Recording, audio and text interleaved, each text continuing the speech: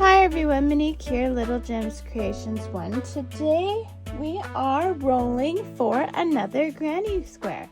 So we are going to use our 20-sided dice, our dice tower, and we have a number of yarns, which I'll show you later, that we have numbered from 1 to 20. Okay everyone, so these are the colors we have picked for our Roll for Granny Square series. What do you think of those?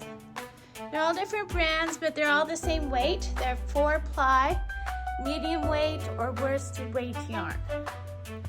And those are the ones we're using.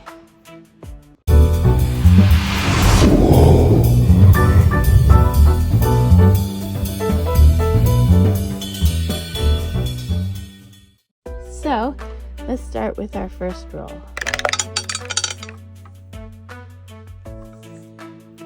That is a 20. Okay. Next roll is a 1.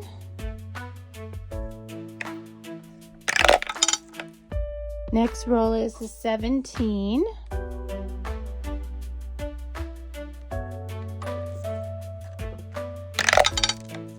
The next roll is a 4.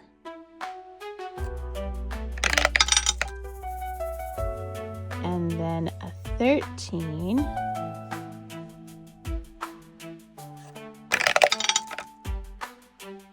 And the final roll is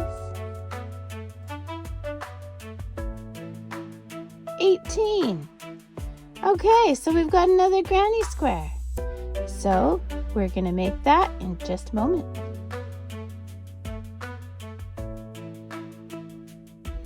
So these are the colors that we got. 20, 1, 17, 4, 13, and 18. So I think those will be interesting together. Let's get started.